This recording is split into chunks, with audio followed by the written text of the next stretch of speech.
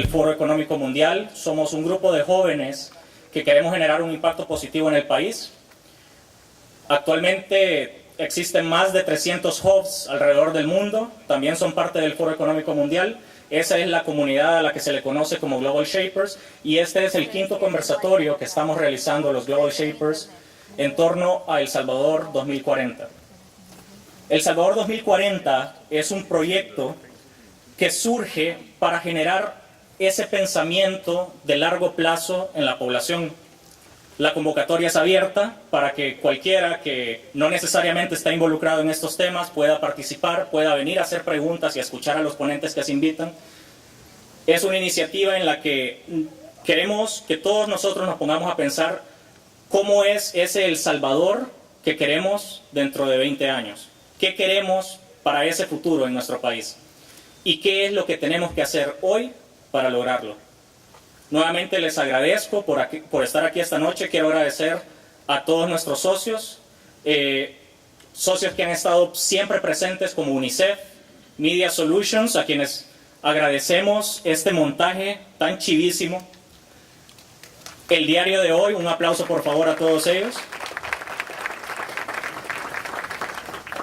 Tenemos a El Diario de Hoy y a Facebook también, que siempre nos apoya.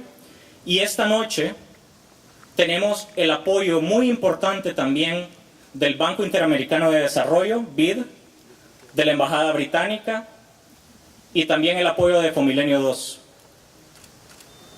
El tema de esta noche es el futuro de la infraestructura.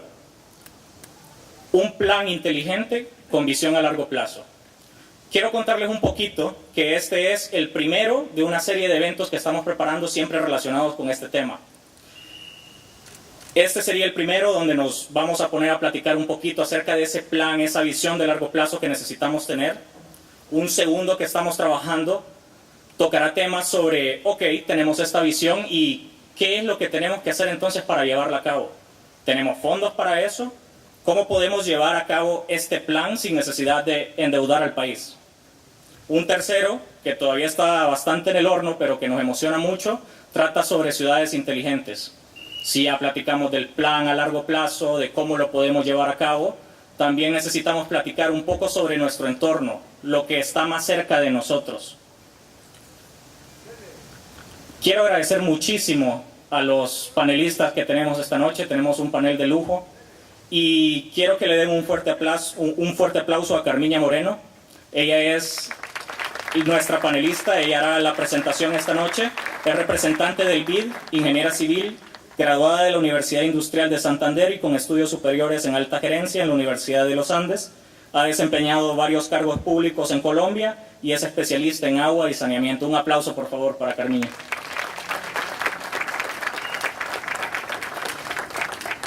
Habiendo dicho eso, yo le cedo el escenario a ella para que nos pueda hacer la presentación que nos ha preparado esta noche.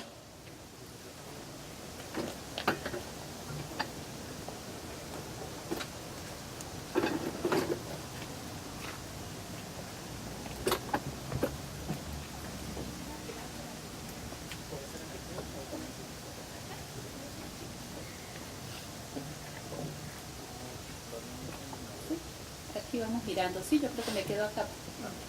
Bueno, muchísimas gracias. La verdad estoy súper sorprendida y contenta de estar esta noche con ustedes. La puesta en escena está linda. Muchísimas gracias a todos que han tomado su tiempo para estar acá. Y hace unos días cuando hablábamos de compartir alrededor del tema de infraestructura, tratábamos de encontrar cómo hacerlo. Y bueno, el tema de la infraestructura no se agota en una sola sesión, así que mil gracias por la introducción, que no solamente va a ser el día de hoy este tema, sino que además van a ser otras 2 sesiones. Muchísimas gracias al señor embajador, muchísimas gracias también a ti por esta participación. Cuando empecé a preparar la presentación, y decíamos que era la visión del Salvador en el año 2040, pues yo también tuve que hacer un reto mental de imaginarme cómo sería la infraestructura en el año 2040, cuando estamos viendo unos cambios tan importantes en términos de tecnología. Y nosotros siempre tenemos como una pregunta. La infraestructura la asociamos siempre como a los activos, a las obras, a la construcción. Pero creo que tenemos que reflexionar que lo que nosotros necesitamos es que la infraestructura sea un medio para que todos y cada uno de nosotros recibamos los servicios en las condiciones de calidad, continuidad 24/7. Los servicios de agua y saneamiento, los servicios de energía, los servicios de telecomunicaciones. Entonces, siempre lo miramos como que la infraestructura son las obras porque es lo que se ve. Pero pensemos que realmente la infraestructura es el medio para que tengamos los servicios que necesitamos y que provean los medios para el desarrollo de los países. Les propongo que veamos la presentación de esta manera. ¿Cómo nosotros reflexionamos el futuro de la infraestructura? ¿Cómo estamos en la inversión en El Salvador? ¿De dónde partimos? Y los retos de tener una infraestructura que requiere el desarrollo del país, y es lo que nosotros llamamos el Plan Maestro de Infraestructura. Y yo creo que aquí tengo que hacer honor a los antecedentes. Cuando empezamos a hablar de esto hace más o menos año y medio, motivados por el embajador del Reino Unido, muchísimas gracias embajador, y también a FUSADES, estaba también Fonmilenio, Casalco, y de ahí surgió todo este tema del Plan Maestro de Infraestructura y por supuesto los socios que tenemos en el gobierno que lidera el Ministerio de Obras Públicas. El futuro de la infraestructura vamos a mirarlo en los retos que tiene el transporte y la movilidad. Y la disrupción que tiene este sector es verdaderamente la automatización. Vamos a tener sistemas en el año 2040 integrales de transporte que utilizarán el blockchain, el big data, inteligencia artificial, entre otros. Ya estamos viendo los carros eléctricos sin conductores. En Miami ya hay carros que llevan a las personas a los centros comerciales y no tienen conductores. El uso de BIM. El BIM es esta metodología de Building Information Modeling para el desarrollo de proyectos. Tal vez no lo conocemos mucho acá, pero en el 2040 tendremos el upgrade de este BIM y que será utilizado en todo el desarrollo de proyectos. También tenemos drones que nos ayudarán al seguimiento de los proyectos, pero también, por supuesto, tendremos lo que mencionábamos, sobre todo carros eléctricos y todo el cambio del uso de la tecnología para el manejo y la ayuda de la movilidad. Esa es la proyección que tenemos que ver y a la cual nos enfrentaremos. En la electromovilidad, ¿qué nos ofrece? Por supuesto, es la reducción importante de hidrocarburo para el transporte. Estamos hablando de la electromovilidad, o sea, el uso de la electricidad para mover los vehículos. Hay un incremento realmente en el uso de la transformación de la matriz energética. Tendremos una necesidad también de disminución del ruido y todo el uso de la electromovilidad nos dará otras opciones y otros retos para el desarrollo. ¿Qué tenemos en energías renovables? Ya tenemos aquí en el país que el 55% de la energía en el 2018 fue generada por fuentes renovables. Hay una contribución enorme en este cambio de la matriz energética, en la reducción, como mencionábamos, de importaciones de hidrocarburos. Habrá una amplia y reconocida, experiencia en la generación hidroeléctrica y en la geotermia.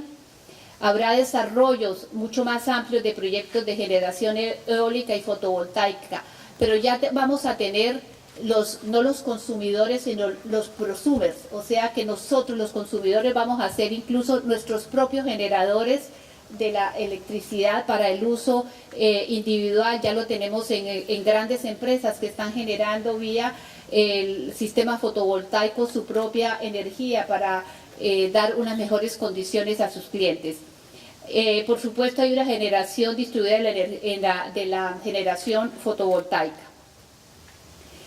Y aquí les traje, no sé si se alcanza a ver, pero cómo se han ido disminuyendo los costos de las diferentes fuentes de generación de energía, donde vemos la gran disminución de los costos en lo que tiene que ver con la energía eólica y la energía fotovoltaica.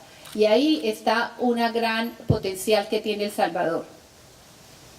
En agua y saneamiento. Tendremos y deberemos tener una cobertura universal de agua y saneamiento. Tendremos sistemas centralizados de control SCADA para la gestión, operación y mantenimiento de la infraestructura. Por supuesto, debemos trabajar en una economía circular donde las aguas residuales deberán ser tratadas y reincorporadas a los sistemas. También habrá una optimización del consumo. Ya no podremos seguir consumiendo a lo mejor los 200 litros habitante día. Tendremos que hacer una racionalización del consumo porque los recursos y el uso del agua cada día es más exigente. Y por supuesto deberemos tener unos programas y una disminución de las pérdidas e ineficiencias y la disminución del agua no facturada. Y los centros de las ciudades habrán crecido y tendremos que hacer un uso inteligente del recurso. En desechos sólidos lo primero es que tendremos que hacer una disminución de la generación de los recursos en hogares, en la industria. Tendremos que hacer una separación en la fuente y hacer todo un trabajo de economía circular alrededor de los residuos.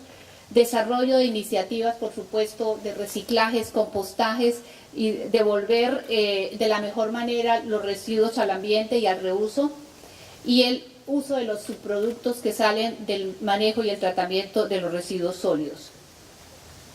Incluso la generación de energía, que podría ser útil para todo lo que les he comentado de la electromovilidad. ¿Y qué hablar del tema de la conectividad?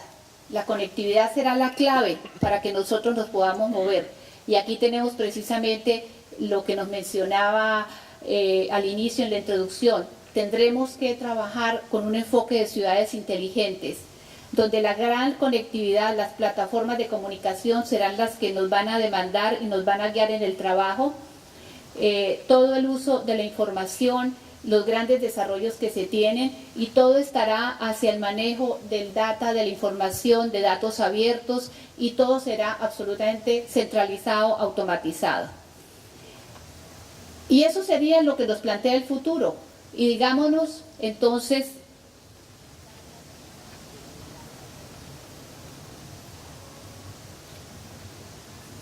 que necesitamos trabajar con una infraestructura digital de calidad.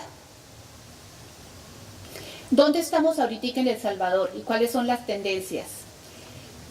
Hemos estado creciendo en inversión muy por debajo de la media de la inversión que tiene Centroamérica y el Caribe, mucho menos que lo que hacen otros países.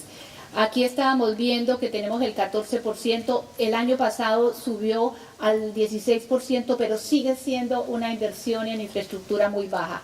Con lo cual, tenemos un reto enorme de ponernos en otra vía en los montos de inversión que se requieren, no solamente de inversión pública, sino inversión del sector privado. Estuvimos haciendo un análisis en el banco, y estos son fuentes de una publicación que hicimos el año pasado, cuáles son los multiplicadores del gasto y los diferentes retornos para el mismo dinero. Lo amarillo es el retorno de lo que son los gastos corrientes, y el otro color, el azul marina, es el retorno que tiene la inversión en infraestructura. Con lo cual, aquí tenemos un primer planteamiento que lo voy a retomar después, cuando tenemos un marco de financiamiento y espacio fiscal corto, donde deberíamos privilegiar el uso de los recursos. En el primero, que tiene rendimientos más bajos, que son los gastos corrientes, o en la inversión, que es el que tiene un mayor retorno. Por $1 que usted invierta en un mismo periodo, el crecimiento del PIB está asociado al dólar que usted está invirtiendo. Bueno, ¿de dónde partimos? Y voy a hacer un recorrido rápido de dónde estamos en los diferentes sectores en el país. Según datos del Fondo Monetario, el stock de infraestructura pública en El Salvador entre el 2003 y el 2013 realmente, como decíamos, no aumentó. como porcentaje del PIB, y el stock realmente pasó del 83 al 73%. O sea, tenemos ahí un déficit importante, no solamente de inversión, sino también de generación de activos. El acceso y calidad de los servicios básicos es una tarea pendiente, aunque tenemos que reconocer avances importantes en energía, en la conectividad hacia la banda ancha, conexión móvil, etcétera. Pero los retos que tenemos, sobre todo en temas de infraestructura de agua, son bien importantes, y lo que tiene que ver con el tratamiento de las aguas residuales. Y tenemos una situación, y es que tenemos espacios fiscales comprometidos, por lo cual, aquí retomo el tema, ¿cómo hacemos para darle prioridad gasto de inversión y el gasto, el gasto corriente? En el tema vial que tenemos, el 48% de la red primaria se encuentra en mal estado. Estos son datos del 2017 del Ministerio de Obras, generando, por supuesto, unos mayores costos de operación y de mantenimiento de los vehículos, una mayor presión fiscal asociado, por supuesto, a los costos que implica rehabilitar esa infraestructura, ese activo, y a la reconstrucción misma. Algunos sectores de las zonas urbanas, ya ustedes hoy todos lo vivimos en San Salvador, se congestionan fácilmente, y eso por supuesto genera costos en toda la movilidad de la ciudad, haciendo sobrecostos no solamente en la operación, sino en mayor desplazamiento de los que tenemos que movernos hacia nuestros lugares o hacia nuestros puestos de actividad. En agua y saneamiento tenemos una situación, y es una baja cobertura de alcantarillado y realmente una situación de tratamiento de aguas residuales ínfima. Hay una baja capacidad de producción y de distribución de agua potable que requiere inversiones importantes por parte de la Agencia Nacional de Agua, que es ANDA. Pero no solamente tenemos la situación de las ciudades, tenemos un reto enorme en las zonas rurales. Hay aproximadamente 2.325 sistemas de agua potable y también de servicios de saneamiento que no son administrados por ANDA y que son administrados por las comunidades. Y ahí tenemos un déficit importante. Hay más de 500.000 de personas que no tienen acceso a agua, de las cuales el 27% está en las zonas rurales. El 5%, les mencionaba, tiene tratamiento de aguas residuales, y eso por supuesto está incidiendo en la calidad de agua de las fuentes, y además que los vertimientos hacen que donde se tomen esa agua, los costos del tratamiento del agua para consumo pues sea cada vez más costoso. Y las pérdidas de infraestructura por desastres naturales también son importantes. En energía,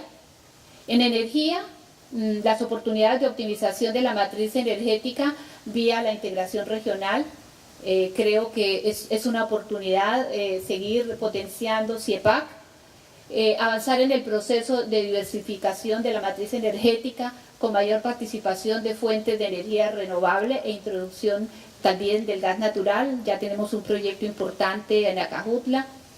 Hemos hecho un incremento importante de la energía eléctrica, tenemos una cobertura importante, y hay que reconocer que las pérdidas de redes del sector acá son de las más bajas que se encuentran en la región y América, y aquí tenemos que reconocer el esfuerzo que ha hecho el sector y el sector privado, que también está gestionando la red. Y tenemos que seguir impulsando los programas de eficiencia energética, sobre todo no tanto en el privado, que le duele el bolsillo y lo hace porque le interesa su flujo de caja, pero más que nada en lo que tiene que ver con el sector público y los usuarios, cada uno de nosotros. Y en la brecha digital que tenemos se ha avanzado importante.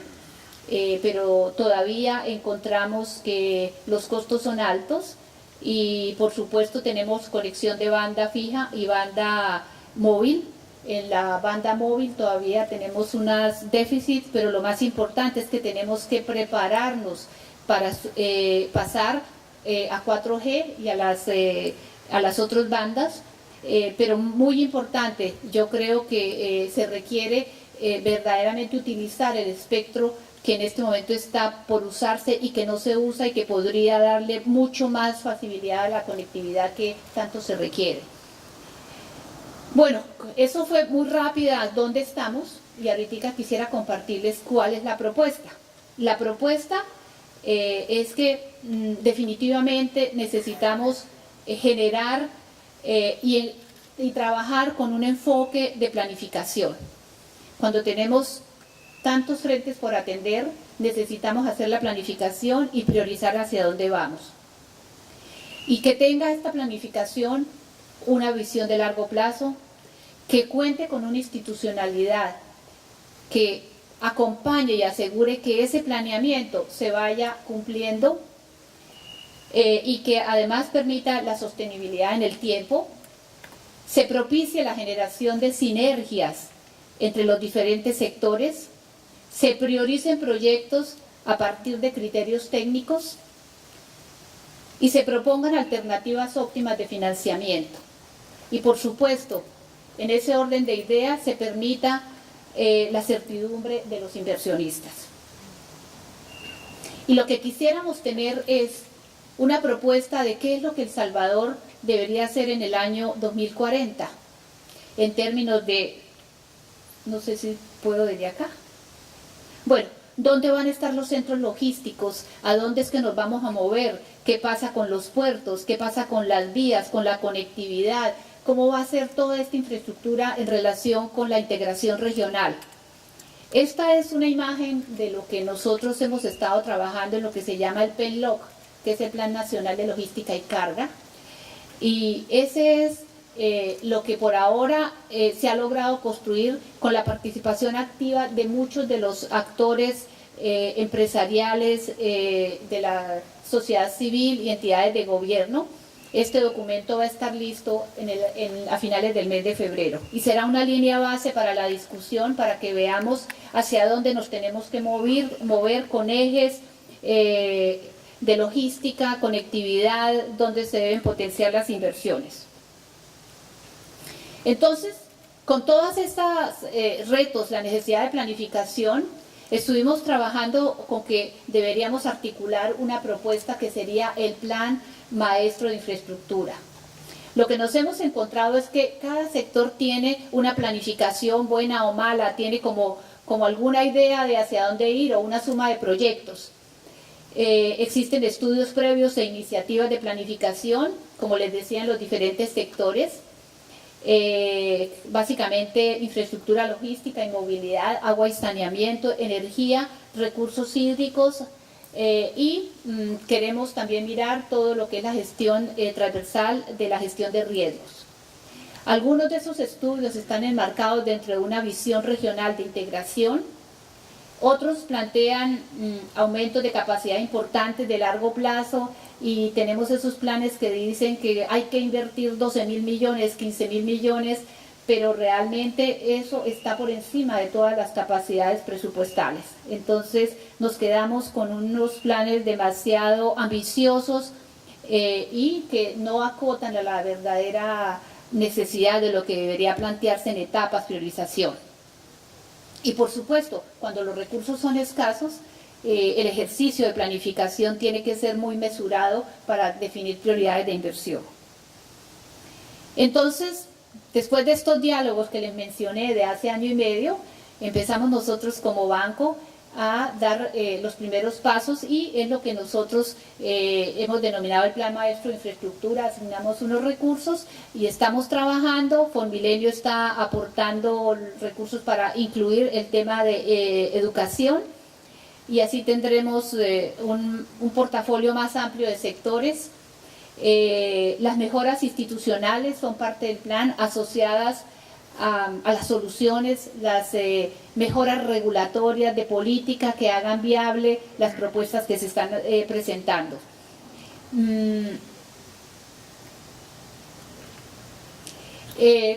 Lo que nosotros hemos previsto es que este plan será realmente una herramienta de trabajo que proveerá una visión integrada de los proyectos prioritarios. También estaremos en condiciones de entregar una cartera de proyectos prioritarios de los sectores Y por supuesto, no podemos quedarnos de incluir en este plan las innovaciones tecnológicas que les he mencionado, son los retos que nos presenta trabajar en estos sectores que cada día están avanzando más en el uso de la tecnología, en términos de modelos de negocio y de financiación, y alternativas que tengan una institucionalidad propia que permitan que este plan sea la hoja de ruta y la autopista por la cual se muevan las decisiones de inversión. Bueno, eso era lo que les quería compartir, y solamente dejarles en la reflexión que por ahí andamos y necesitamos seguir construyendo cuál es el futuro que queremos para El Salvador en términos de infraestructura. Muchas gracias.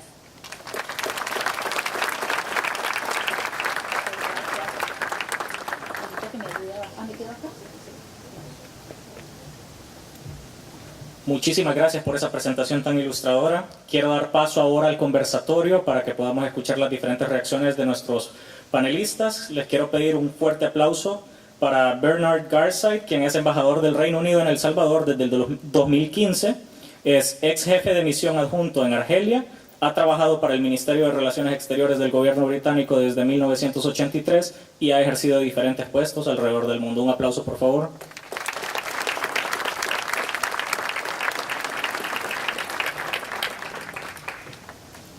También un fuertísimo aplauso para Patricia Lazo de Parras, es presidenta de Avance Ingenieros, es ingeniera civil con maestría en Administración de Empresas del INCAE, fue presidenta de la Casalco entre 1998 y el año 2000.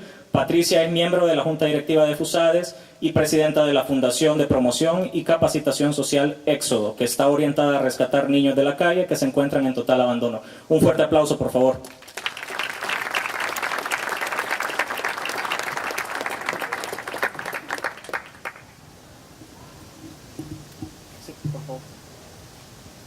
Tenemos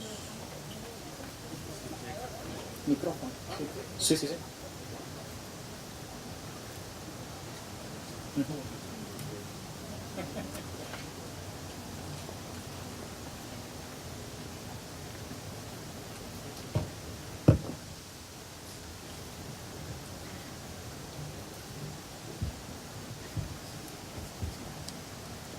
Bueno, muchísimas gracias por estar aquí esta noche. Me parece que es súper importante retomar ese punto que mencionaba Carmiña, cuando ella decía que normalmente con infraestructura dejamos de pensar en esos servicios básicos que necesitan llegar a la población. Yo creo que en la mente de todos está, cuando se menciona la palabra infraestructura, algo gris, duro y frío. Yo creo que es importante darle un sentido más humano, saber que la infraestructura en sí misma no es el fin, sino que es un medio por el cual se quiere conseguir un mayor bienestar para la población. Pero me gustaría saber cuáles son sus impresiones, embajador Patricia, sobre la presentación que acabamos de presenciar. Bueno, gracias Nelson. En primer lugar quisiera agradecerles por su presencia esta noche. Es un placer estar acá y gracias por la invitación a estar acá en este banco de honor, vamos a decir. Hace muchos meses yo pedí a ustedes con los Global Shapers cómo va un gobierno, cómo podría un gobierno planificar, un país planificar a largo plazo, a largo tiempo, cuando un gobierno tiene solamente un plan quinquenal. Entonces creo que eso es la respuesta de los Global Shapers a mi pregunta. Gracias por eso. Sobre la presentación, estoy absolutamente feliz porque ya creo mi trabajo ya está hecho. No necesito decir mucho más porque Carmiña dijo mucho sobre ese tema, absolutamente correcto. Pero eso es algo que necesitamos pensar y la pregunta es absolutamente válida. ¿Dónde queremos estar en no solamente 20 años, pero 40, 50 años? Hay un futuro que está viniendo rápidamente y no podemos cambiar mucho de ese. El futuro viene. Necesitamos prepararnos para el futuro. Si no podemos prepararnos bien, el país no crecerá. Absolutamente, el país no crecerá. Y tuvimos algunos problemas, y eso no es solo algo que afecta a El Salvador, porque tuvimos los mismos problemas en el Reino Unido, y vamos a discutir un poco más después. Pero necesitamos prepararnos para el futuro, absolutamente. Y un plan, maestro, para el largo plazo es algo que no es algo mágico, realmente es senso común. ¿Cómo vamos a hacer algo para prepararnos? Y eso es un plan que necesitamos hacer juntos, la sociedad, no solamente un gobierno, no no vamos a lavar las manos y ya, es el trabajo del gobierno, no. Es el gobierno, es el trabajo de la sociedad también. Necesitamos involucrarnos, porque si no involucramos en algo como eso, no tengamos un país que queremos en el futuro tampoco. Los gobiernos, los políticos no son infalibles, ¿verdad? Ok. Pero necesitamos influir también al lado del gobierno con la sociedad civil, con las universidades, etc. Entonces, eso es algo que necesitamos aceptar, es un reto para todos de nosotros. Pero vamos a compartir y discutir un poco sobre eso. Por supuesto. Sin eso quizás mi reacción, muy buenas noches todos, gracias por la oportunidad de compartir este tema que tal como lo mencionaba Carmiña, a mí me gustaría quizás ponerlo en palabras, cómo nos gustaría a nosotros un tema que parece no fácil, pero oírlo de una manera que nos sea a nosotros, a los salvadoreños, dijéramos, más factible verlo y ver y casi tocar ese futuro, porque totalmente todo lo que tú dijiste, Carmiña, es lo que el país necesita hacer. Y quizás teniendo como base los elementos para un plan de desarrollo y progresando en el nuevo milenio, el documento presentado por FUSAES, así también como construyendo un mejor futuro que fue presentado en el Atlantic Council, son elementos que se pudiera, y yo trayéndolo en palabras más coloquiales, diría, es como si viésemos El Salvador en una carretera hacia el futuro que tiene dos carriles, dos grandes carriles. Uno es el que nos lleva de aquí y al futuro, que son los elementos que Carmiña mencionaba. El otro es el que tenemos que ocuparnos de las metas básicas. Las metas básicas, o sea, la construcción hacia el futuro y paralelamente las metas básicas que son el combate más efectivo para la pobreza. Hay que llevar estos dos carriles paralelos. Y también pudiéramos hablar, como tú bien decías, Nelson, de las ciudades inteligentes, y eso pudiese ser un tercer carril, pero que quizás no estamos todavía en nivel de prioridades, de poder discutir todavía profundamente ese tema, pero estos dos sí es importantísimo. Dijéramos, si tomamos el primer carril, el carril que nos conduce de hoy hacia el futuro, estamos hablando de tres cosas: transporte, energía y tecnología de información y comunicaciones. ¿Qué quisiéramos en transporte? Bueno, está diagnosticado en muchos documentos y todos coincidimos. Nuestro país es pequeño, es fácil diagnosticar, es fácil saber qué es lo que queremos. Y entonces, ¿qué necesitamos en este carril? Pues lo que necesitamos en este carril de aquí al futuro es justamente esos corredores logísticos de 4 carriles, que eso que estamos teniendo, el gran apoyo del Fomilenio, llega hasta Zacatecoluca, llegue hasta La Unión, y de La Unión que se convierta en 4 carriles de Siramá hasta llegar a la frontera del Amatillo. ¿Y qué más necesitamos? Necesitamos San Salvador Anguiatú. Necesitamos que haya esos 4 carriles en estos corredores logísticos. ¿Para qué? Para facilitar el transporte, etcétera. Pero ¿qué más necesitamos en el tema de transporte? El anillo periférico del área metropolitana de San Salvador. Necesitamos eso también. Necesitamos la ampliación del aeropuerto de manera estratégica según el plan del 2013. Son proyectos que definitivamente no pueden esperar. Y algo que no pareciera ser que es infraestructura de construir es tener aduanas eficientes y eficaces. Eso es fundamental. Dijéramos esos 4 elementos, dicho de manera sencilla en este carril de aquí, para ponernos a ser un país realmente, verdaderamente competitivo. ¿Sí? Los recursos.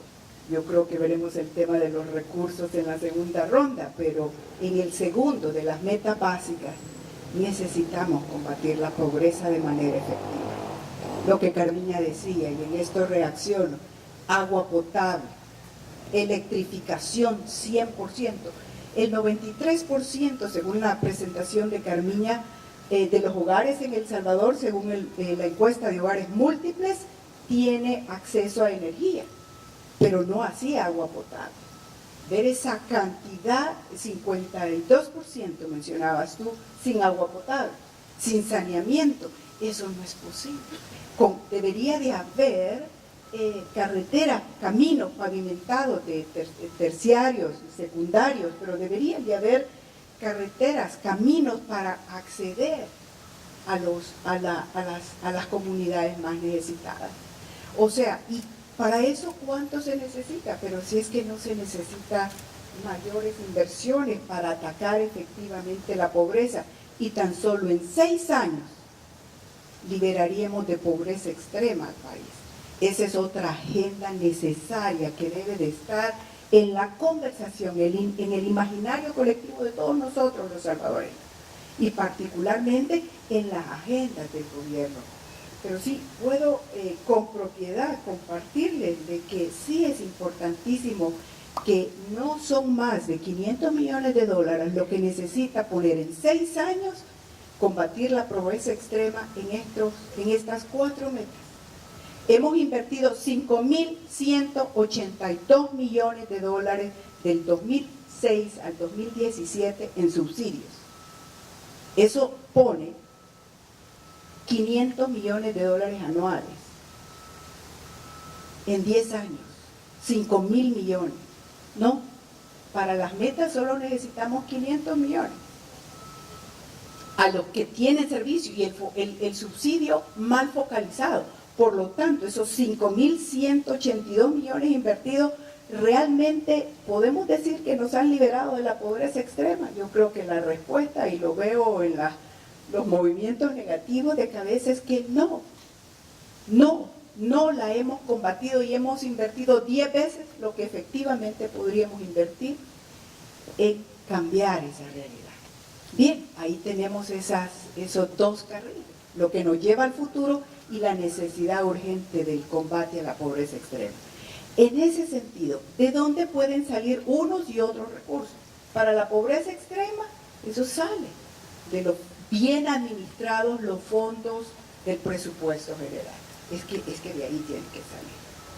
De los fondos que se requiere para construir de aquí al futuro, obviamente los asocios público-privados vienen a ser una gran respuesta para esto. Pero creo que alrededor de eso vamos a elaborar más. Yo diría que con estos 2, si a nosotros nos inspira saber que lo podemos hacer como país y en corto tiempo podríamos tener resultados diferentes, bueno, el tema de ciudades inteligentes viene después, no tan lejos, pero en prioridad están estos 2 primeros para trabajar sobre ellos e inspirarnos y saber de que sí lo podemos hacer. Muchísimas gracias. Quisiera entrar en unas preguntas más en concreto. Sabemos que estos planes nacionales de infraestructura no son algo nuevo. Países como Perú, Corea del Sur, Australia, el Reino Unido ya los han puesto en marcha. Quisiéramos saber, embajador, cuál es la experiencia que ha tenido el Reino Unido en la elaboración de este plan, cuál fue la necesidad que vieron y por qué le conviene a El Salvador tener uno de estos planes. Gracias. Como yo dije anteriormente, tuvimos algunos problemas y permíteme dar una clase de historia brevemente del Reino Unido. En los 70 tuvimos gobiernos de la izquierda, derecha, y luego que construyó un gobierno desmontó el gobierno siguiente y viceversa. Y en los 80 tuvimos problemas, llegó Margaret Thatcher y construyó nuevamente el sector comercial. En los 90 tuvimos otra vez otros gobiernos y encontramos un plazo donde no tuvimos realmente dinero para nada, ni la infraestructura y nada, básicamente. Entonces, tuvimos como un país preguntarnos, en primer lugar, cómo llegamos a este punto y, en segundo lugar, cómo vamos al futuro de este punto y qué vamos a hacer. Y en este momento, creyeron a planificar mucho más a largo plazo, porque tuvimos en los 80s, 90s, planificación solamente de alrededor de 10 años, no mucho más. Y como yo dije anteriormente, lo que hizo un gobierno, el siguiente gobierno desmontó y problemas. Entonces, la Comisión Nacional de Infraestructura se creó para abordar los problemas de planificación de infraestructura a largo plazo en el Reino Unido. Y pensamos cómo vamos a financiar estos proyectos que necesitamos en primer lugar en los últimos 5, 10, 15, 20, 30, 40, 50 años. Estamos planificando 50 años al futuro. Y no es solamente qué vamos a hacer. Al lado de eso, una pregunta muy importante, ¿cómo vamos a pagar? Y lo que hizo el gobierno de este tiempo es encontrar una nueva manera, vamos a decir, de trabajar con el sector público. Porque hasta este tiempo, toda la construcción de hospitales, de las calles, etc., fue del gobierno. En este tiempo buscaron otra vez el dinero del sector privado y también el conocimiento del sector privado también. Y al final construyeron un plan con algunos socios públicos privados. No exactamente el nombre en la primera fase, pero se volvieron después adentro un APP, que lo que sabemos hoy es un APP. Y un APP es una buena oportunidad de tener un buen conocimiento del sector privado, el dinero del sector privado, y usarlos para trabajar para el gobierno y el país y el Estado también. Bueno, hay costos, pero hay oportunidades de trabajar juntos en proyectos, por ejemplo, la construcción de hospitales, escuelas, cárceles también en el caso del Reino Unido, etc. Y lo que pasó es encontramos una manera de utilizar el conocimiento y los mejores del sector privado, el dinero también, y empezamos a construir. Tuvimos muchos problemas en piezas de los 90 porque con proyectos grandes fallamos. Y lo que encontramos después es realmente necesitamos aprender a andar antes de correr.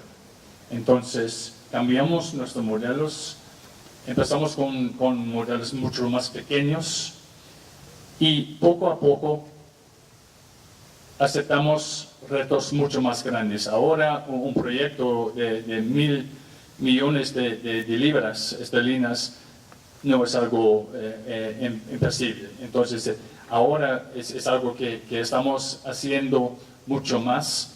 Y hoy en día, en nuestro plan maestro de la infraestructura, la primera pregunta que hacemos es ¿por qué no podemos utilizar el modelo de APP para construir algo. Entonces cambiamos totalmente la visión del gobierno, que anteriormente estaba usando el dinero de la sociedad, del gobierno, para construir, etc. Ahora no, ahora estamos utilizando el dinero y el conocimiento del sector privado para hacerlo en un modelo mucho mejor. Muchas gracias, embajador. Me parece súper interesante eso que usted menciona de los OPPs. Creo que es algo que vamos a desarrollar un poco más en otros conversatorios. Quizás me gustaría platicar un poco, Carmiña. Sabemos que la planificación es algo hasta natural en muchas de las instituciones públicas, sobre todo aquellas que tienen que ver con infraestructura. ¿Qué hace que este plan sea diferente, que no sea un documento que sirva básicamente para ser archivado cuando hay un cambio de administración? ¿Por qué esto sí tendría que ser un plan a largo plazo?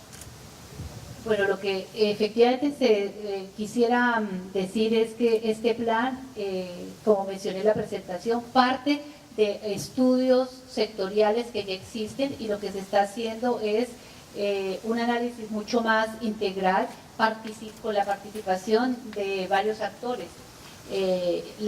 Los empresarios, el sector empresarial, que es el que a la final usa la infraestructura para, digamos, proveer, prestar servicios. Entonces se está construyendo de manera participativa y vamos a asegurarnos que todos estén involucrados y representados en este ejercicio. ¿Y por qué pensamos que la planificación y se asegura que es importante?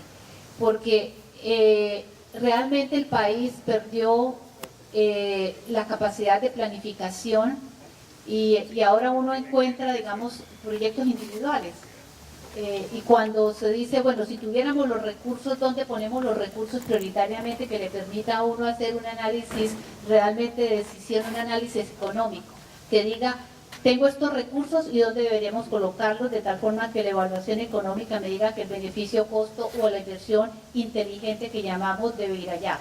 Entonces lo que se están haciendo es construyendo modelos que le permitan a usted hacer cambios en la medida que algunas circunstancias se den, pero deberíamos partir de esa planificación para empezar a abordar dónde deberíamos priorizar las inversiones.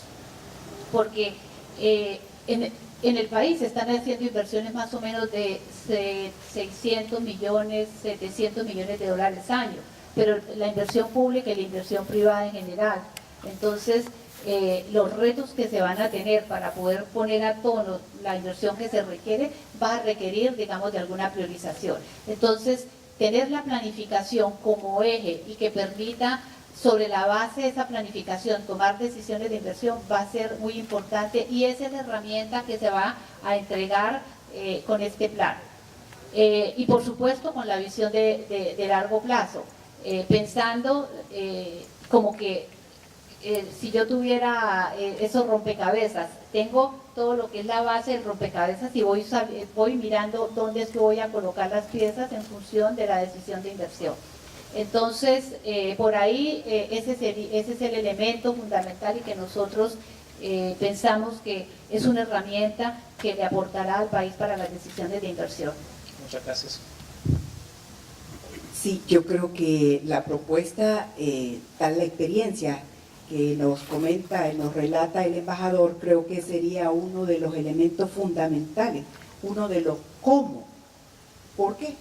Porque tener una Comisión Nacional de Infraestructura, un ente apolítico, formado por especialistas, personas que no estén asociados al gobierno de turno, para que tengan una visión de largo plazo, que estén enteramente comprometidos con el país, que no estén sujetos a los vaivenes de elecciones.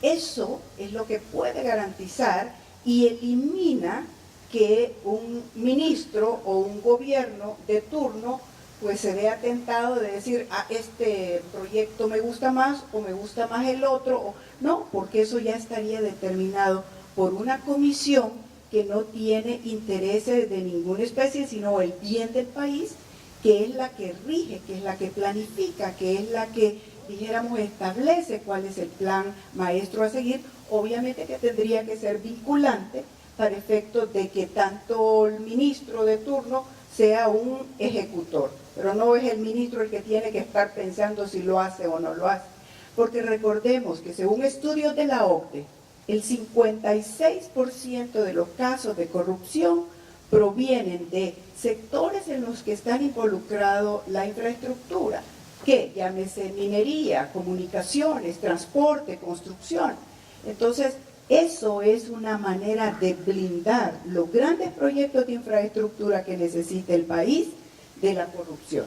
Entonces, eso garantiza la buena ejecución de los mismos. Por lo tanto, yo creo que esa gran experiencia, que no solamente la ha tenido el Reino Unido, lo han tenido otros países, y son las maneras más efectivas, más exitosas de manejar el tema de la infraestructura, porque además de lo que hablábamos del transporte, en energía, lo que tú hablabas, Carmiña, en tecnología, información, comunicaciones, se requiere que haya una mente maestra planificando el futuro.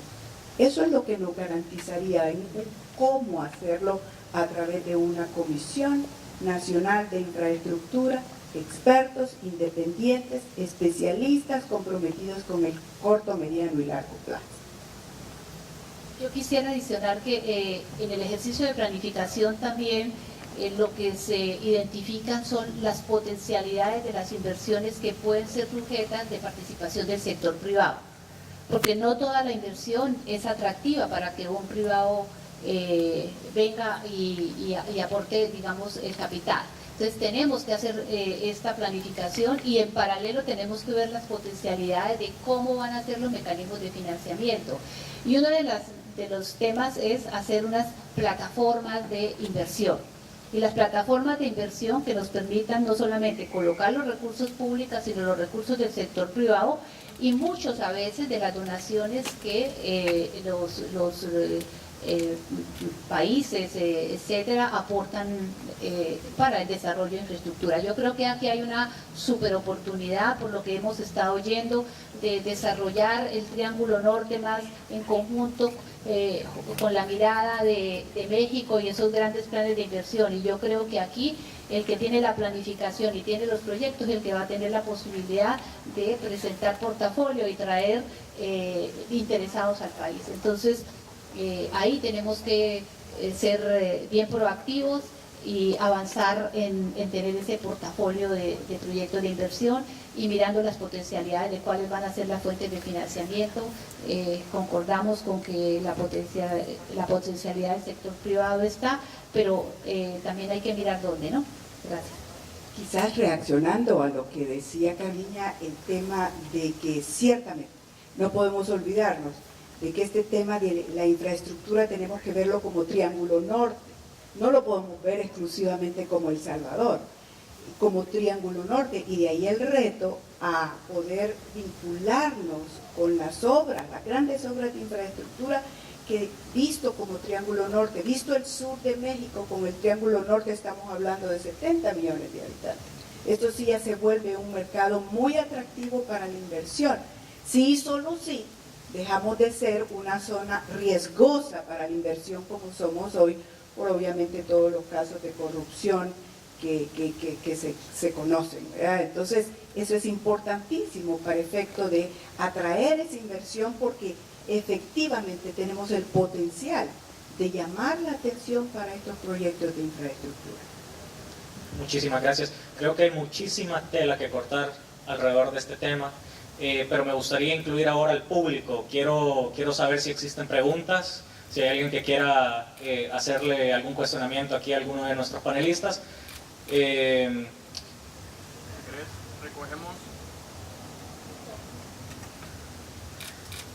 Me dicen que van a recoger varias preguntas. Recogemos primero preguntas, entonces si pueden alzar la mano.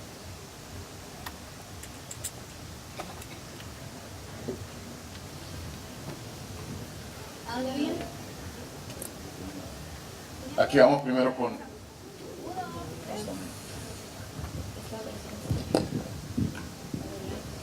Buenas noches. Mi nombre es Juan Francisco Rivas y aplaudo la presentación de Carmiña. He estado analizando de forma paralela posiblemente la salida de estos temas y quisiera un minuto o dos para muy rápidamente decir que el tema de del desarrollo, digamos, que se está buscando en función del futuro, está la propuesta en la que estamos trabajando paralelamente de distritos productivos, de desarrollo de un ecosistema sostenible y resiliente, donde permita desarrollar al ciudadano, hacer partícipe de la cooperación internacional, al empresario y demás inversionistas que puedan sentir esa certidumbre a invertir.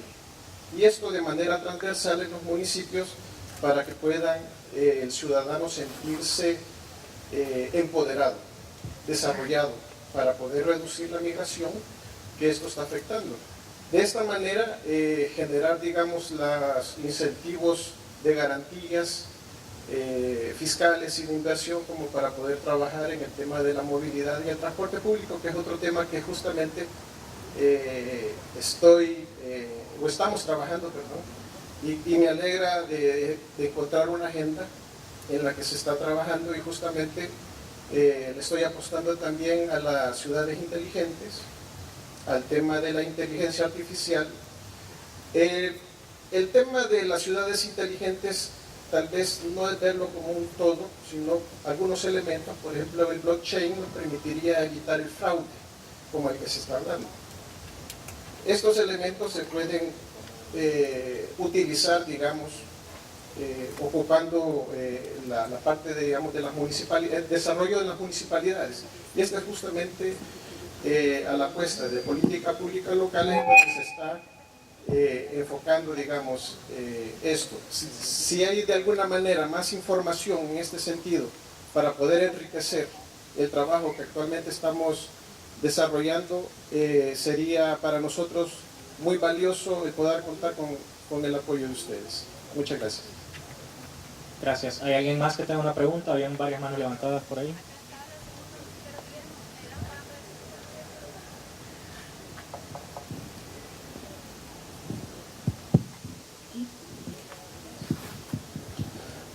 Muy buenas noches. Realmente tenemos que ver la situación de la planificación y sí mencionar que tenemos también que ver de optimizar los recursos que se nos dan, porque muchísimos de los recursos se van en estudios y estudios y estudios y estudios y nunca desarrollamos ni tocamos realmente iniciar el proyecto. Tenemos una infraestructura vial que no se le ha dado el mantenimiento correcto. Iniciamos con proyectos como el Puerto de la Unión y que porque nos pusimos en el sentido político nunca llegaron las grúas, nunca se desarrolló y se volvió a asolvar todo el trabajo que se hizo. La aduana, lastimosamente, es uno de los sistemas más engorrosos en nuestro país. Se habla como triángulo de la integración aduanal y El Salvador es el último que llega siempre a todas las reuniones y es el último que pone sus leyes acordes para desarrollar. Entonces, lo que tenemos que ver realmente es que haya un área de planificación que desarrolle correctamente. Porque muchos de nosotros recordaremos que en los tiempos cuando estuvo Mario Valientes se hablaba de hacer lo que ahora conocemos como el Citran, que es el peor error que hemos tenido, encerrar San Salvador en 2 carriles y que realmente es infuncional, cuando realmente habían estudios de la Tajal, estudios de israelíes, estudios españoles, de que no debería de haber pasado sobre la Juan Pablo II, y sin embargo, por cuestiones políticas, se decidió hacer en un lugar donde realmente no funciona. O sea, realmente tenemos que ver nosotros que la planificación se desarrolle y al menor costo posible. Pero aquí en nuestro país la corrupción hace que el costo sea mucho más alto y no se puedan desarrollar estos proyectos. Muchas gracias. Tal vez pasamos con una pregunta más o dos. Solo veo varias manos levantadas, entonces pediríamos que por favor mantengan las preguntas cortas para poder dar espacio a que más personas puedan participar. Muy buenas noches.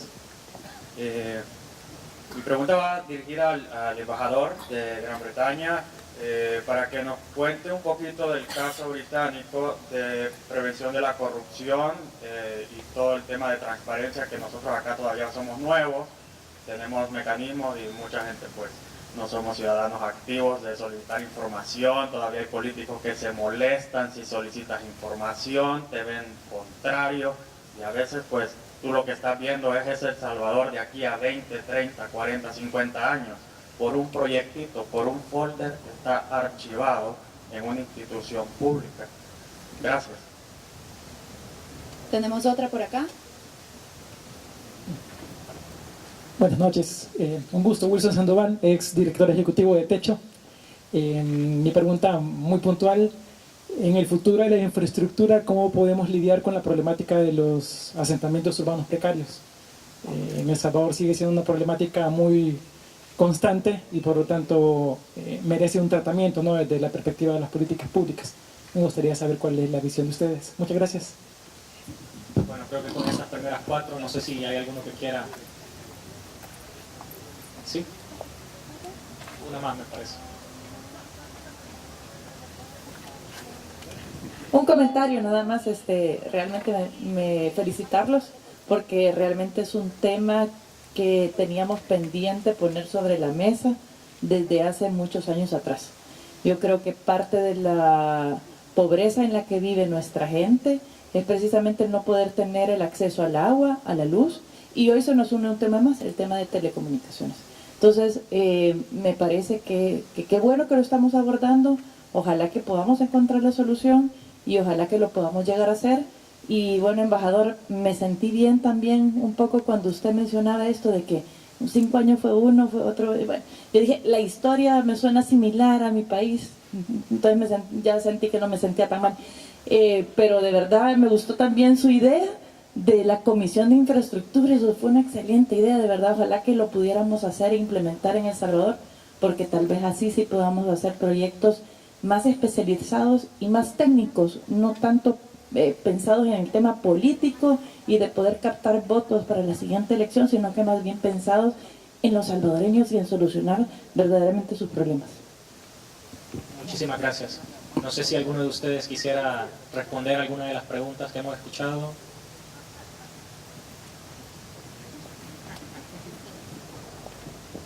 Bueno, quizás el tema de los asentamientos precarios, ciertamente creo que esa es una deuda pendiente que tenemos obviamente en las comunidades menos favorecidas de nuestras ciudades.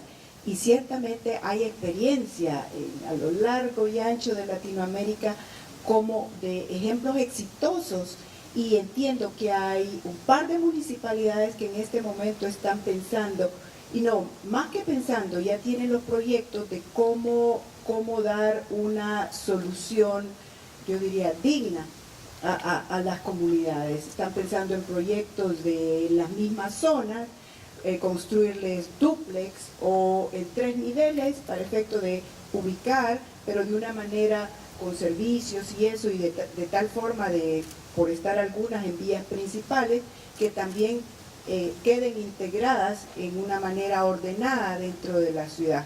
O sea, sí ya he escuchado yo a un par de alcaldes que tienen esto, dijéramos, dentro de sus planes. Creo que lo más importante, la pregunta que tú hacías, es que se haga el primero, y eso que sea un buen detonante para que podamos realmente atender esa necesidad urgente. Yo creo que es importante el tema de habilitación del suelo. Y la habilitación del suelo tiene que ser, obviamente, con infraestructura de servicios y tener una política de vivienda mínima y de desarrollo progresivo. Y bueno, y el otro día yo pensaba, cuando estamos diciendo que se pueden tener soluciones en impresoras 3D de $4.000, yo creo que ese es un tema interesante de analizarlo, ¿no? Así que aquí hay empresarios de la construcción, a ver si hacemos un modelo, si es que es verdad. Nos unimos a esa idea, si les interesa. Gracias, embajador. Bueno, realmente tengo dos preguntas que necesito responder. En primer lugar, prevención de la corrupción. Mire, tenemos en el Reino Unido la corrupción también, no es algo que es solamente aquí en El Salvador. Pero lo que pasó es, tuvimos algunas cosas, especialmente con nuestros políticos, donde tuvimos un escándalo grande. Ahora lo que tenemos leyes fuertes también, pero con permiso, en mi opinión la diferencia es la aplicación de las leyes, el enforzamiento de las leyes. Aquí ustedes tienen leyes buenísimas, pero con mucha impunidad. Nadie respeta la ley, nadie. Y si ustedes quieren cambiar las cosas grandes, necesitan empezar con las cosas pequeñas. Porque si ustedes no respeten la ley en cosas pequeñas, el celular cuando están manejando, no tiene el cinturón, etcétera, etcétera, etcétera, ustedes no van a respetar la ley en cosas grandes. Entonces, ustedes necesitan enforzar la ley en cosas pequeñas y después, cuando la gente empiece a respetar la ley más, van a respetar la ley en cosas grandes también. Pero eso es algo que ustedes necesitan a pedir a sus políticos también. Y los políticos necesitan dar el ejemplo. Si no, hay un cárcel. Y eso es algo que hicimos con nuestros políticos también. Enviamos 6 o 8 políticos a los cárceles hace 10 años más o menos, un poco más creo, por fraude, por sus gastos, etc. Y un escándalo en los periódicos escribió sobre ese tema y era un gran escándalo para nosotros y qué vergüenza también. Entonces enviamos los políticos a los cárceles. Y eso es algo que necesita este país también. Hay cárceles. Si ustedes no quieren respetar la ley, nadie, pero nadie está encima de la ley. Nadie. Ni el presidente, ni siquiera nuestra reina tampoco. Y eso es algo que ustedes necesitan forzar. Y por eso tenemos las leyes. En los sectores donde hay construcción, etc., tenemos alguien fuera del gobierno que, que tiene la responsabilidad ¿cómo se llama? Supervision. Supervisión, claro, claramente. Para supervisar un proyecto. Y eso es un ombudsman. O mujer también, bueno, ombudswoman, ombudsman. Pero ellos tienen la responsabilidad del proyecto de la supervisión de un proyecto. Si hay un problema, tiene el derecho de ir a alguien en el gobierno o al fiscal general para investigar algo. Pero hay alguien fuera del gobierno. Entonces, un gobierno no tiene sus, si yo puedo decir, sus manos sucias en estas cosas. Entonces, hay una distancia también del gobierno que no está directamente involucrado en algo. Entonces, otra vez la disminución de la posibilidad de corrupción. Y eso es algo que falta también quizás. En la cuestión de optimar recursos, estoy absolutamente de acuerdo. Estudios. En mi opinión, estudios sí necesitamos. Pero estudios y más estudios también, eso es un excuso solamente para no tener una decisión. Vamos a hacer un nuevo estudio, porque realmente yo no quiero hacer la decisión porque quizás después me falló en algo y me van a enviar a las cárceles también.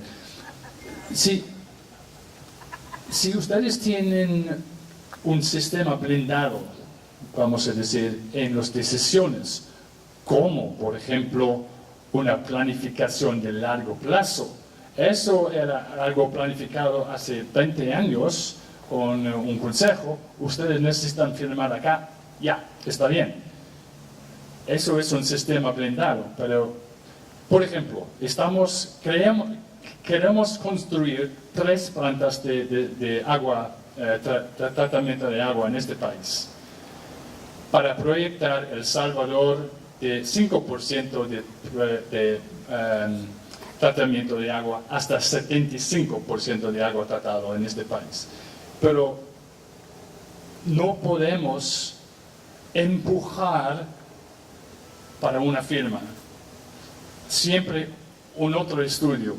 Entonces, el miedo se encuentra en la gente que necesitan firmar y hacer una decisión, porque ellos tienen miedo que quizás alguien podría decir, oh, usted recibió dinero, o yo no sé, pero entonces no quieren hacer esa decisión. Y eso es una manera que cómo podemos blindar el sistema de eso. Muchísimas gracias. Quizás el formato siempre puede variar, pero tratamos de respetar un poco el tiempo que nos tomamos para estos eventos. Entonces, quizás para mantener ese formato vamos a tener 2 preguntas más, breves, y también las respuestas respectivas, que también serían breves. Veo manos levantadas. Hola, mi nombre es Yasser Pérez, yo represento a Balan Innovación Urbana. Muchas gracias por sus opiniones y lo que cuentan sobre los planes, pero yo quiero dar un comentario. Yo creo que nosotros necesitamos innovar dentro de nuestras ciudades en la infraestructura, y para esto necesitamos densificar. Ya no necesitamos ir creciendo más San Salvador hacia las orillas. Esto es un problema porque nuestras ciudades están diseñadas para vehículos y no para humanos. Estamos todavía construyendo ciudades amuralladas, marginales, que no desarrollan a la población. Entonces, cuando tenemos una baja densidad, nada es viable, porque todo se vuelve muy caro. No tenemos vida, pasamos encerrados, la gente no anda en las calles. Entonces, creo que necesitamos también tener otra visión de las cosas. Y esto es densificar nuestras ciudades, porque también podemos invertir en mucha infraestructura. De una vez, si hacemos crecer la densidad, podemos invertir en infraestructura para saneamiento de agua, recolección de desechos, reciclaje. Por ejemplo, el transporte público no funciona, ni va a funcionar, ni que pongamos trenes eléctricos a toda velocidad, porque es muy baja la densidad. No es lo mismo transportar 50 personas que transportar 300. Pero entonces eso también es muy importante. En Inglaterra también han hecho bastante, que agarran colonias, las destruyen y diseñan lo adecuado, ¿verdad? Y creo que esto es necesario también acá. Entonces, por ejemplo, diseñar las ciudades también significa que tenemos comercio debajo, ¿verdad? Directo. No podemos seguir también solo con las construcciones separadas que no tienen cohesión con la gente. Entonces también tenemos que diseñar qué sucede alrededor. Bueno, y esta es mi opinión. Muchas gracias. Gracias. Había otra mano levantada por ahí, Gaby. que estaba desde el inicio Acá, también. Ahí. acá tenemos una última que nos habían pedido.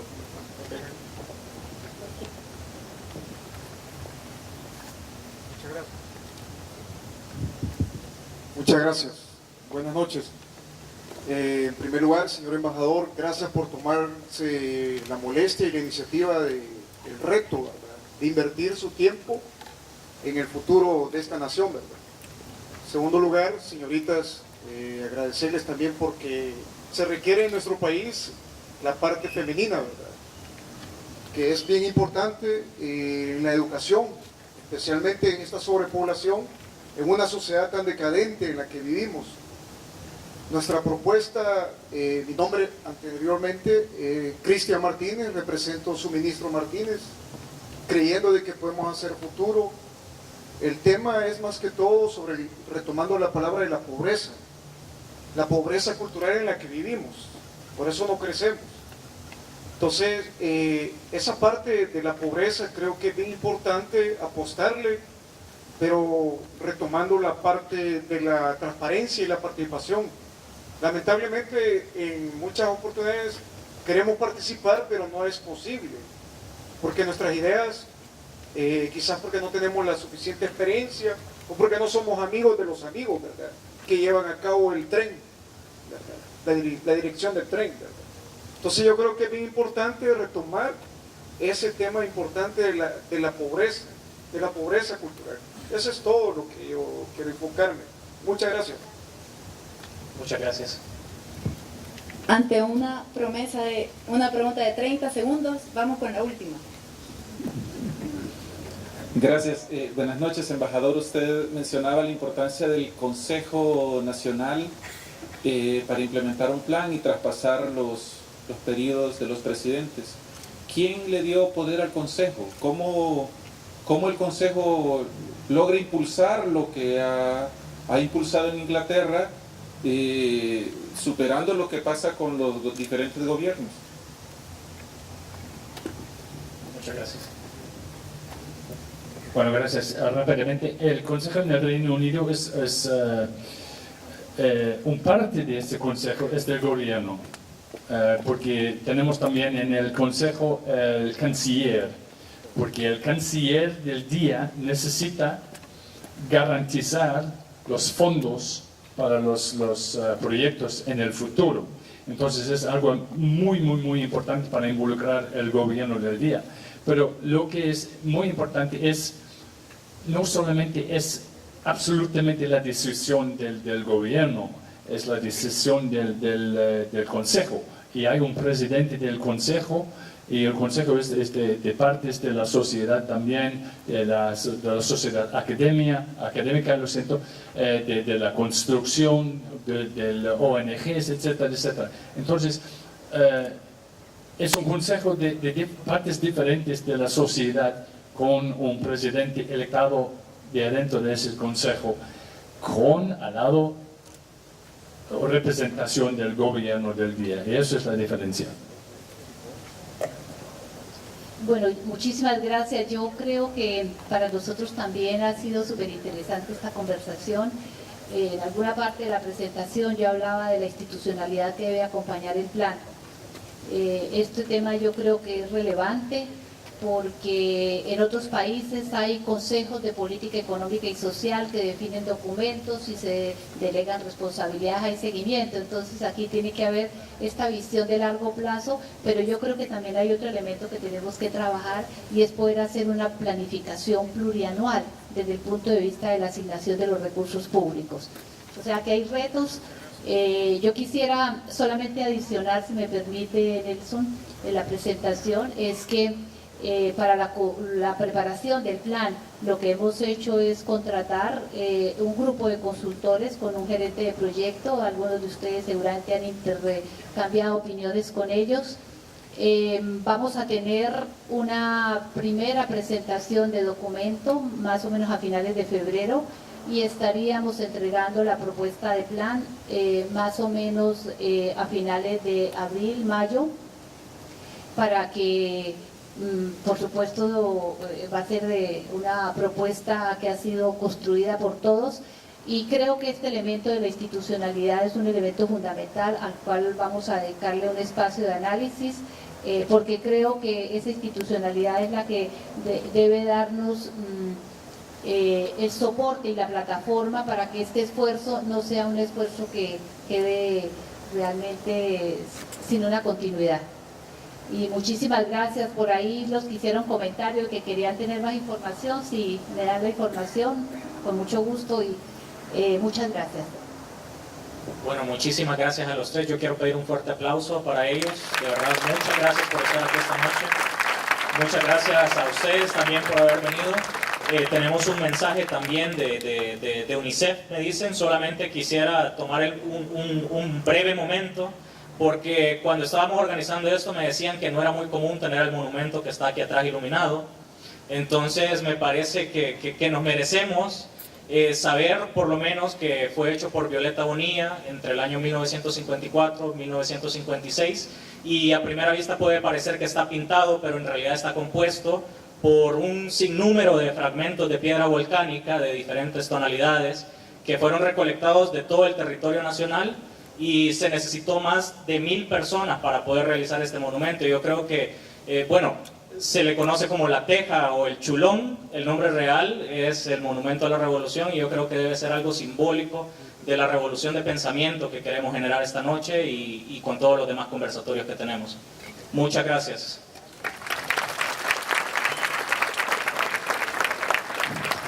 No es un mensaje de UNICEF, solo con Jimmy Vázquez, que por favor pase Jimmy Vázquez. Solo le queremos reafirmar algo. Este es el primer 2040 que empezamos en el 2019. Estamos bastante contentos porque esto empezó con una plática de café que trascendió a que 4 organizaciones, el diario de hoy, UNICEF, Facebook y Global Shapers, decidiéramos meter una conversación de futuro, y hoy estamos bastante alegres de que tenemos a nuevos aliados. Tenemos a Media Solutions, que nos permite este escenario hermoso. Contamos con el BID, con Fomilenio, con la Embajada del Reino Unido. Hemos contado con este panel de lujo, y por eso lo queremos invitar, que es lo que va a hacer Jimmy Vázquez, a lo que está por venir. Nelson decía que eso fue hecho por 1000 personas. Yo creo que entre los 5 2040 ya llevamos más o menos eso. Y si todos comenzamos decididamente a hablar del 2040 en redes, a traer gente a estos eventos, a decirles es una hora casual donde después hay un cóctel relajado, creo que podemos hacer algo interesante.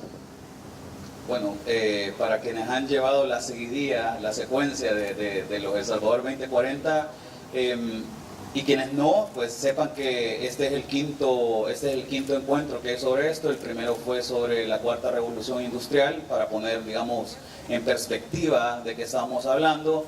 El segundo fue sobre la economía del conocimiento. El tercero sobre el capital humano, digamos, que tendríamos que forjar para tener oportunidades y opciones más amplias en el 2040. Hicimos un cuarto que fue en la cafetería sobre el emprendimiento, y este que es el quinto. Evidentemente ya Nelson dijo nos quedamos cortos, porque entonces habrá una parte 2 sobre esto, muy probablemente más enfocado sobre temáticas de socio público-privado, porque eso empalma con el futuro de las finanzas públicas. Entonces ahí hay un digamos un tema que es bien importante, sobre todo para saber de dónde se financian, digamos, proyectos de esta naturaleza. Habrá futuro de la educación, habrá futuro de la salud, futuro del poder, es un tema que le gusta mucho a Guillermo, poder político. Habrá sobre el futuro de las finanzas públicas, que ya les anticipaba, y evidentemente llevaremos esto del tema de infraestructura a algo mucho más cotidiano. El futuro del hábitat, en particular alguien hablaba de los asentamientos urbanos precarios. Queremos hablar del futuro de la vivienda, cómo vamos a vivir más ese futuro. Todas estas ideas de ir hacia arriba, de construir más que ir hacia lo horizontal. Entonces, sobre esto básicamente vamos a estar conversando, y evidentemente la idea inicial era que tuviésemos una conversación de dónde nos vemos en el 2040, y eso es lo que estamos intentando hacer cada vez más con Global Shapers y, bueno, todos los aliados. Así de que estén pendientes de las redes, pues, porque ahí básicamente van a empezar a ver estas invitaciones. Muchas gracias.